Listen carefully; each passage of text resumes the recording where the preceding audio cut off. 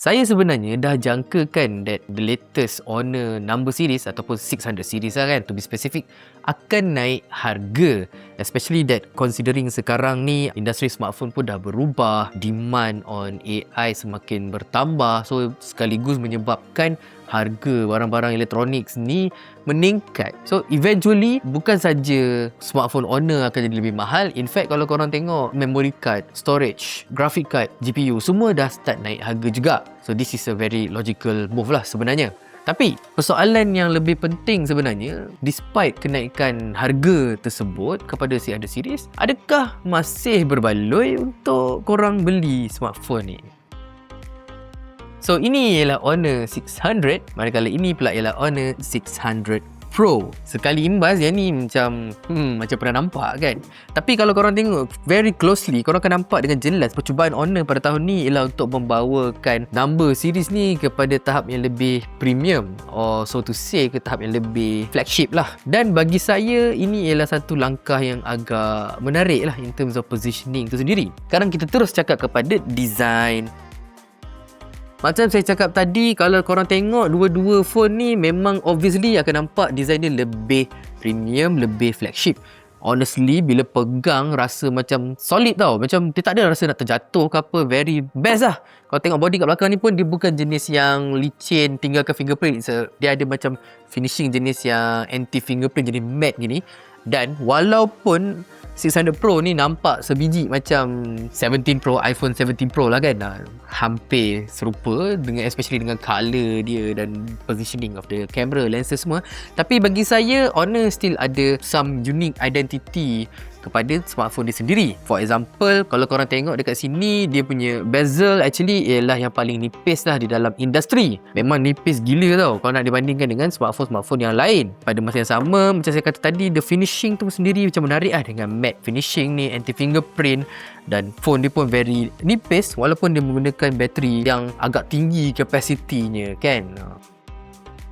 Walaupun phone ni nipis kan semua, tapi jangan orang kata pandang sebelah mata, sebab Honor 600 series pada kali ni dia lengkap dari segi IP rating, di mana dia ada IP68, dia ada IP69 dan juga IP69K. Maksudnya dari segi ketahanan air, debu, orang kata tahan lasak lah kan.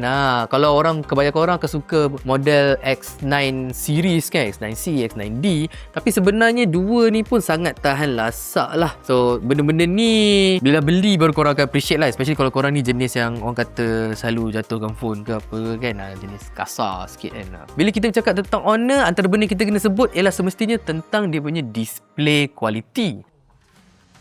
Surprisingly, both of this phone, 600 dan juga 600 Pro, dia punya display dia mencapai sehingga 8000 nits, which is ni memang lebih daripada cukup kalau korang nak duduk dekat luar atau tengah panas tu. Meaning to say, the legibility atau kebolehan untuk membaca di bawah cahaya matahari yang cerah tu memang tak ada isu. Again, kembali kepada bila kita kata bezel yang very nipis tadi tu menjadikan viewing experience tu, especially kalau korang tengok media, movie ke apa kan, dia menjadi lebih immersive lagi, best lah. So tadi kita dah cakap pasal dia punya display kan. Now saya nak cakap pasal another persamaan antara dua phone ni, which is the battery. So battery dia dekat sini, despite the very slim casing body tu, kedua-dua Honor 600 dan juga Honor 600 Pro sebenarnya ada battery capacity sehingga 7000 mAh. Besar sumpah besar gila. Cuma saya difahamkan global unit ke apa, mungkin dia didatangkan dengan 9000 mAh kalau tak silap saya lah, ataupun itu mungkin the rumours ke, saya tak pasti. Kan mungkin siapa yang tahu boleh tolong confirmkan kenapa actually kita dapat 7000 je, mungkin tak lepas SIRIM punya requirement ke kan.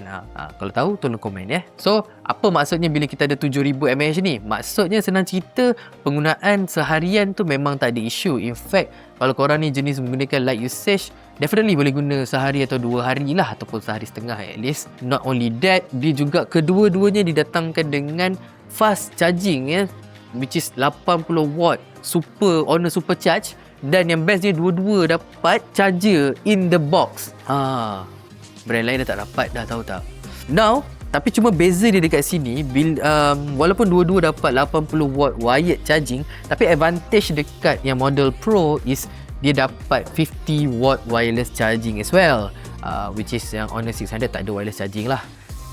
Itu je lah. Tapi bagi saya, not a huge deal breaker lah. Nah, yang ini saya rasa antara yang paling penting juga yang korang kena tahu. Dari segi main kamera sensor dia, dua-dua menggunakan 200 megapiksel dan sensor sebesar 1/1.4 inci.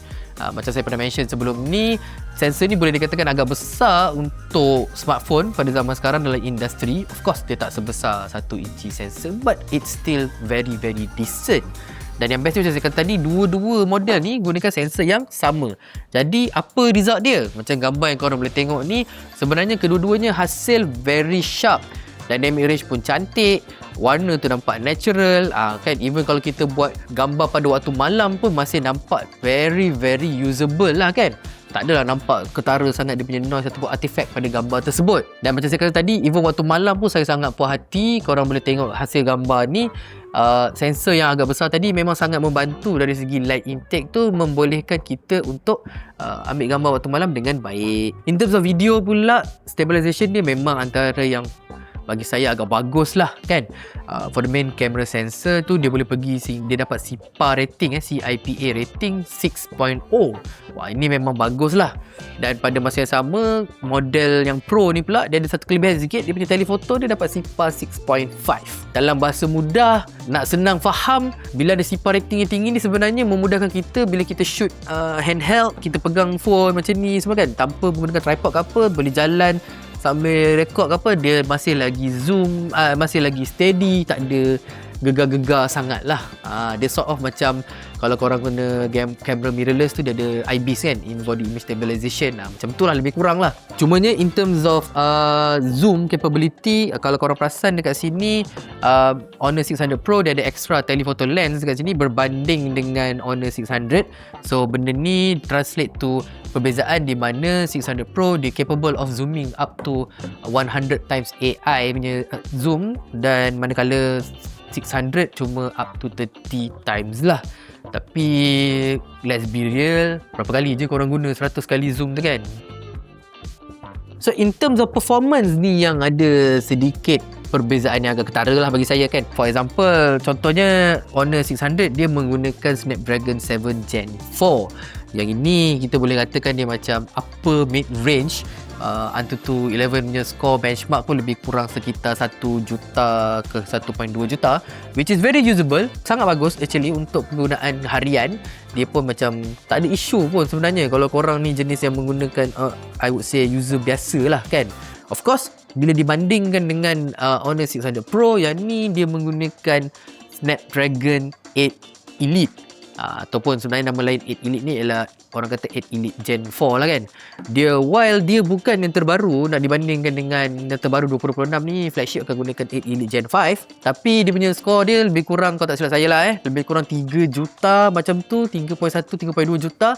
Nak dibandingkan dengan Gen 5 lebih kurang 3.7, 3.8 juta. In daily usage tak terasa sangat pun beza antara Gen 4 dengan Gen 5.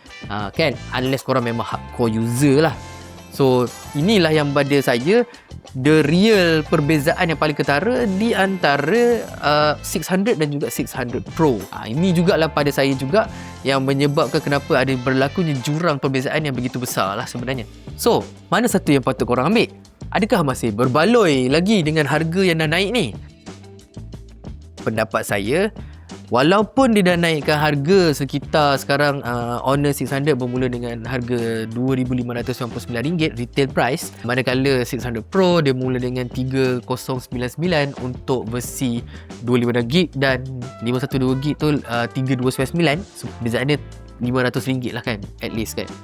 Bagi saya harga tu masih lagi justifiable sebab specs yang diberi tu agak tinggi lah. Kenapa saya cakap macam tu? Sebab kalau korang tengok sendiri dari segi in terms of dia punya camera performance, memang boleh dikatakan agak hampir memang setara lah sebenarnya dengan flagship level, especially untuk gambar Itu so video pun ada stabilization yang sangat bagus dengan CIPA rating yang tinggi. Lepas tu bateri silicon carbon yang sehingga 7000 mAh dengan display 8000 nits, dengan design bezel yang paling nipis, body yang cantik lah kan. Senang cerita, design yang ramai orang suka lah kan. So it's quite a no-brainer that dijual pada harga yang macam ni sebenarnya lah. Kalau tanya pendapat saya, which one would I get? Saya akan dapatkan 600 Pro. Kenapa? Sebab bagi saya, the difference in terms of RM500 tu menyebabkan beza yang mana korang boleh rasa dalam in the long term punya use lah kan. Especially kadang-kadang telephoto lens ni kadang-kadang kita tak nampak, jarang guna kan, tapi sometimes bila ada lah, dia best lah kan, ada kan, lebih baik lah macam tu, betul tak? Dan one thing yang saya nak share sebenarnya daripada sesi dengan Honor tu, saya ada tanya yang pasal harga tadi kan, and then dia ada mention ayat ni, dia ada mention, dia kata expect price akan naik. Tapi Honor sort of macam berjanji lah dekat kami masa tu, dia kata that they will still be one of the best in the market in terms of value proposition lah. So harapnya betul lah kan, they stay true to their words, and kita memang, I know, we look forward to apa lagi innovation yang akan datang daripada Honor selepas ni. Mungkin V6 tak lama lagi kan. Okay, until then, saya Syazwan Syahril, kita jumpa di next video. Bye-bye.